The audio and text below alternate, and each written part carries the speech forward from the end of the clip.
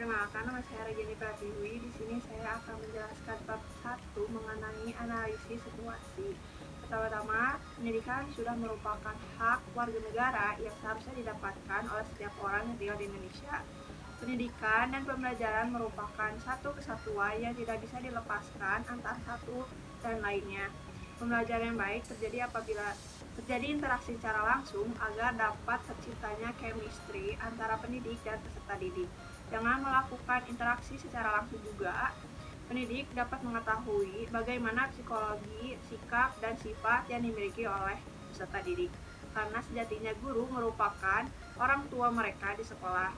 Oleh karena itu, pembelajaran secara langsung merupakan cara yang paling efektif untuk mentransfer ilmu dan pengetahuan kepada siswa serta dapat digunakan untuk mendidik karakter seorang anak. Bismillahirrahmanirrahim. Assalamualaikum warahmatullahi wabarakatuh. Perkenalkan, nama saya Fian Tresna Jaksana, NPM 1850141. Di sini saya akan memaparkan lanjutan dari latar belakang dan rumus masalah. RW 07 Kelurahan Cipedes, Kecamatan Sukajadi yang terdiri dari 8 RT sendiri digolongkan sebagai kelurahan yang telah maju karena pola kehidupannya yang sudah mengikuti zaman di era globalisasi seperti sekarang, dan pula mengingat lokasinya yang memiliki letak strategis di kota Bandung sehingga informasi mengenai berbagai kebijakan pemerintah mudah diterima kepada masyarakat, seperti Surat Edaran Nomor 15 Tahun 2020 mengenai kebijakan pembelajaran yang dilakukan secara online. Kedisiplinan merupakan sebuah kebutuhan, yaitu sikap dalam diri untuk menghargai segala usaha apapun. Kedisiplinan merupakan sebuah kebutuhan, yaitu sikap dalam diri untuk menghargai segala usaha apapun. Disiplin dapat dideskripsikan dalam berbagai bentuk, salah satunya ialah menghargai waktu.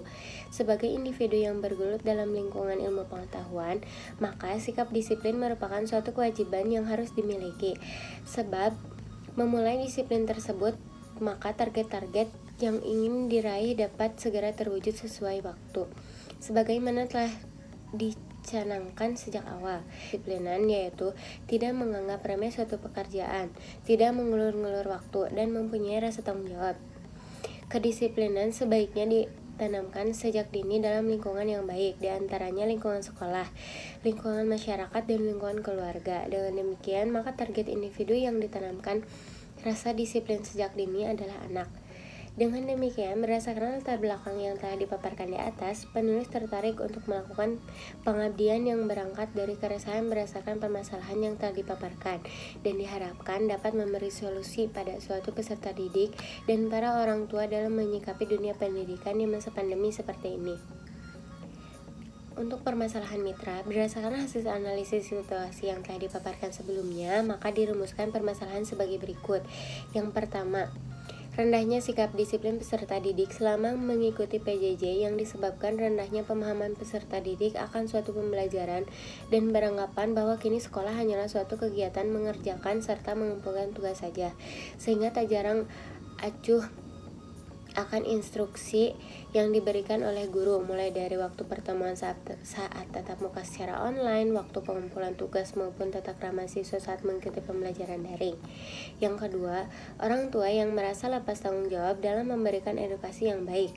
Dalam hal pembinaan hubungan yang baik, khususnya kini di mana peran orang tua yang lebih dominan karena pembelajaran dilakukan di rumah masing-masing, sehingga kini orang tua memiliki peran ganda, karena selain menjadi contoh dan tauladan bagi anak, para orang tua pula bertugas mendidik karakter seorang anak yang dianggap sebagai beban orang tua. Yang ketiga, karakter disiplin peserta didik yang melemah dikarenakan pembelajaran jarak jauh. Disiplin merupakan sikap yang baik untuk membentuk karakter seorang anak.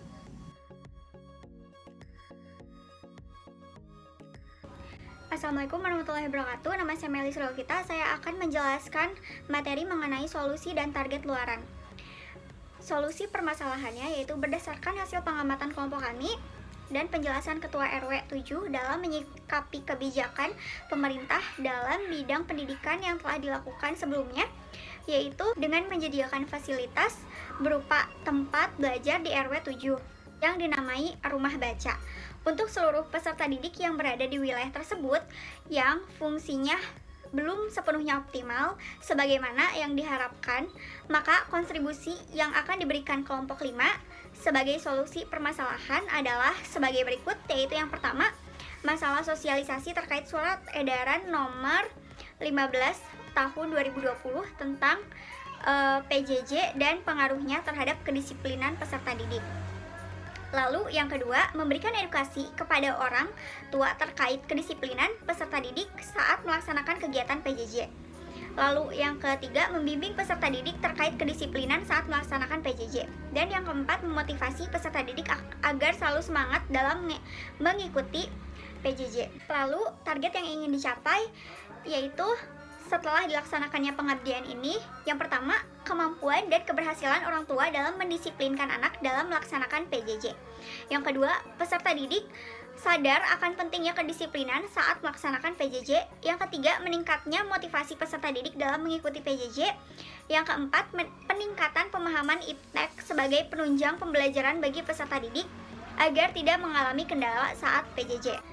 Lalu, setelah melakukan pengabdian secara teori maupun praktek, diharapkan peserta didik maupun para orang tua memiliki pengetahuan tambahan. Dan jika pengetahuan tersebut dikembangkan dengan baik, akan memperoleh dan meningkatkan efektivitas pembelajaran jarak jauh yang telah aktif berjalan.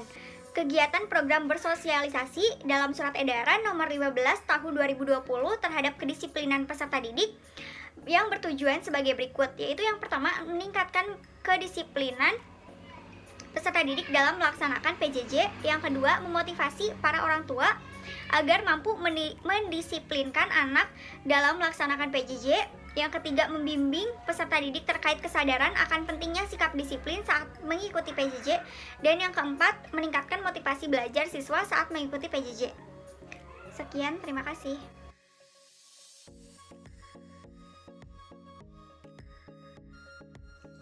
Saya Jihan Salsabila, NPM 18501301 akan menjelaskan metode kegiatan dalam mengatasi permasalahan terkait PJJ di lingkungan RW 7, Kelurahan Cipadas, Kecamatan Sukajadi.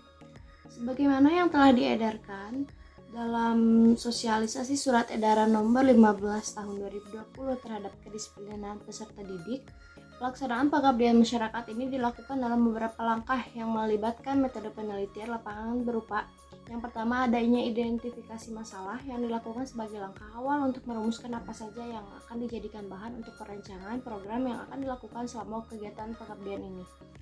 Lalu yang kedua, melakukan survei ke lapangan ke lingkungan RW 7 sebagai tempat dilaksanakannya kegiatan, kemudian melakukan proses wawancara dan diskusi dengan pihak perangkat desa untuk diidentifikasi permasalahan penerapan kebijakan PJJ terhadap tingkat kedisiplinan peserta didik sekaligus hambatan apa saja yang akan dirasakan siswa maupun orang tua selama PJJ. Lalu adanya yang ketiga, melakukan sosialisasi mengenai isi dari surat edaran nomor 15 tahun 2020 dan mengetahui dampaknya terhadap kedisiplinan peserta didik.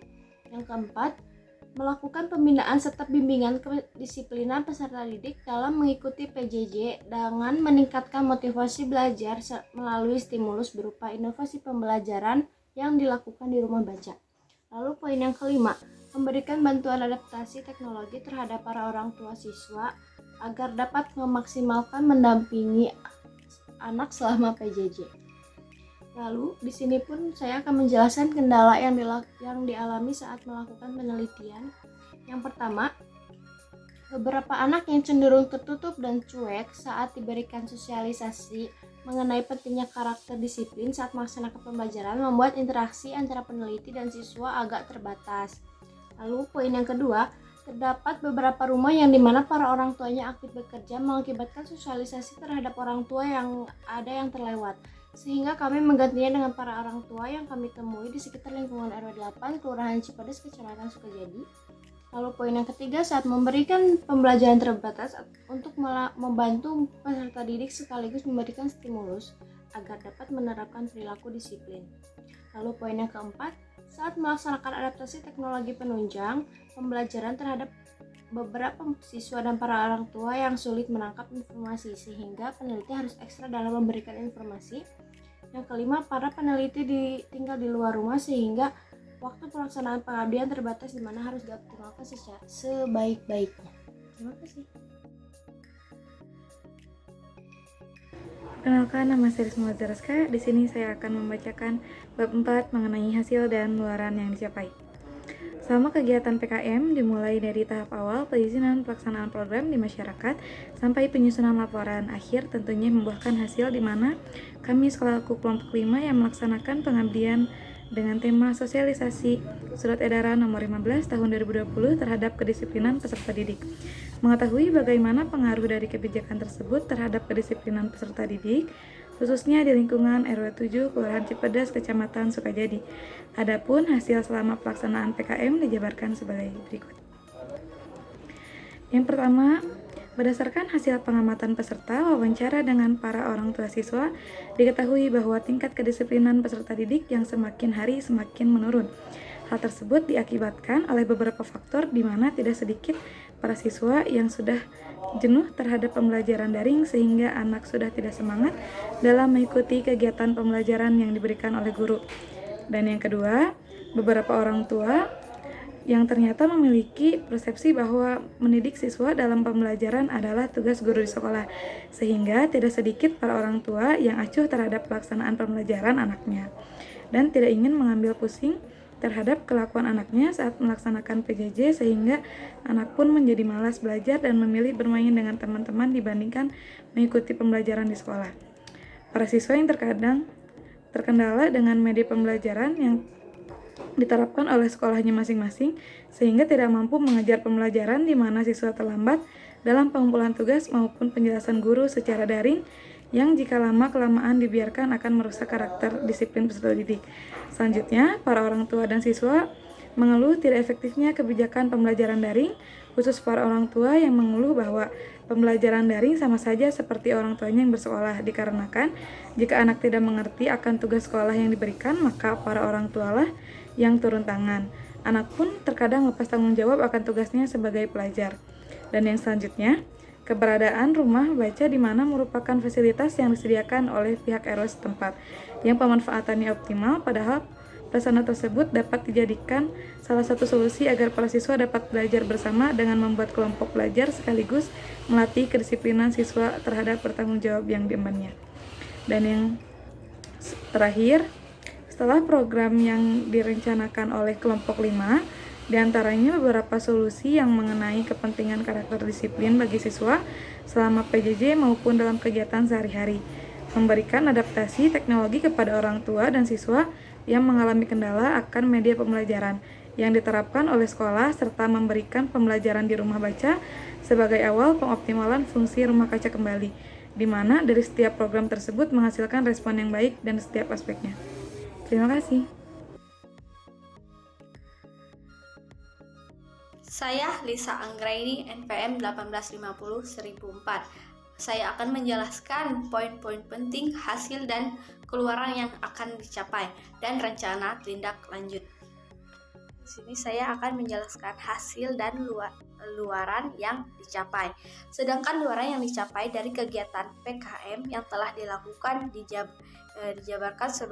dijabarkan. Yang pertama yaitu peserta didik melalui sosialisasi dengan pemahaman akan pentingnya PJJ mampu membuka mindset para siswa bahwa pendidik merupakan hal yang penting bagi masa depan. Tak peduli pelaksanaan dilaksanakan secara offline maupun online, karena sejatinya tugas pelajar adalah belajar.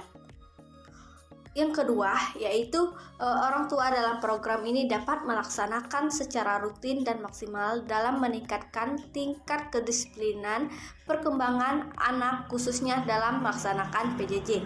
Yang poin ketiga, yaitu peserta didik dapat lebih meningkatkan kuantitas prestasi dalam berbagai bidang khususnya dalam bidang akademik. Yang poin keempat, para orang tua dan peserta didik dalam program dapat memahami pentingnya sikap disiplin baik selama melakukan pembelajaran di sekolah maupun maupun dalam berkegiatan sehari-hari.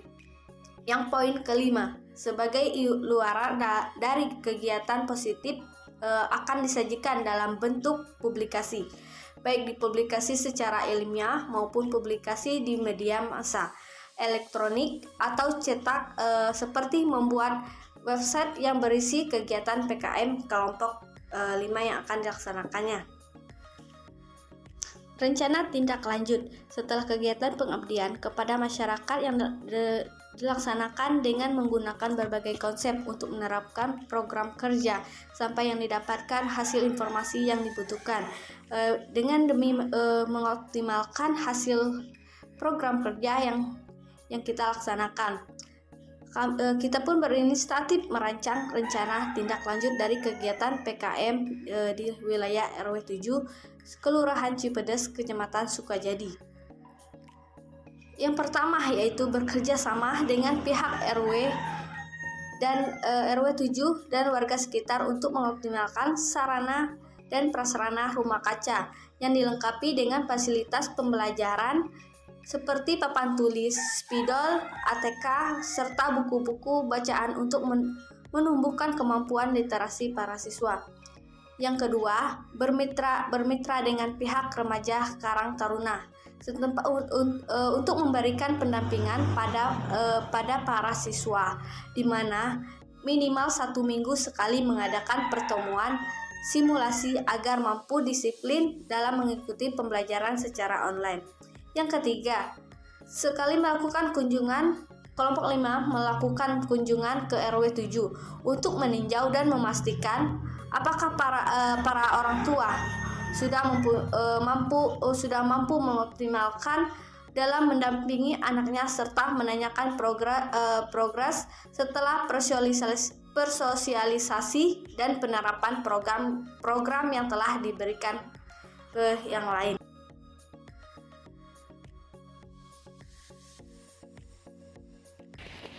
Assalamualaikum warahmatullahi wabarakatuh. Di sini saya akan menjelaskan mengenai kesimpulan dan saran dari kelompok kita. Jadi kesimpulannya itu program pendampingan ini dapat diselenggarakan dengan baik dan berjalan dengan lancar sesuai dengan rencana kegiatan yang telah disusun dan disepakati oleh seluruh anggota kelompok sebelumnya. Nah, meskipun ada pula beberapa orang tua dan siswa yang belum maksimal dalam memanfaatkan teknologi, tetapi sudah mampu untuk menggunakan media pembelajaran yang diberikan oleh sekolah. Kemudian tingkat kedisiplinan para siswa ini pun rata-rata mengalami peningkatan. Hal tersebut juga terbantu dengan pembelajaran yang interaktif yang dilakukan kelompok 5 ini untuk membangun semangat belajar para siswa untuk memberikan stimulus pentingnya kedisiplinan saat mengikuti pembelajaran. Kemudian kegiatan ini pula mendapat sambutan yang sangat baik. Itu terbukti dengan keaktifan para siswa dan orang tua siswa saat mengikuti pendampingan sosialisasi beberapa program kerja yang diterapkan. Nah, kemudian ada pula saran dari kelompok kita.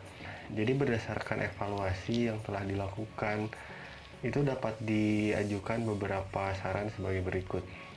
Yang pertama, waktu pelaksanaan kegiatan pengabdian itu perlu ditambah agar tujuan kegiatan itu dapat tercapai sepenuhnya. Tetapi dengan konsekuensi seluruh anggota itu harus meluangkan waktu agar dapat lebih lama berada di kota atau di tempat penelitian tersebut. Kemudian yang kedua itu adanya kegiatan lanjutan. Nah, jadi yang berupa pelatihan dan bimbingan atau sejenisnya itu selalu diselenggarakan secara periodik sehingga dapat meningkatkan kemampuan para siswa dalam melaksanakan proses pembelajaran serta sebagai sarana untuk meninjau kembali dari tingkat kedisiplinan peserta didik tersebut. Nah, mungkin itu saja yang dapat saya sampaikan. Assalamualaikum warahmatullahi wabarakatuh.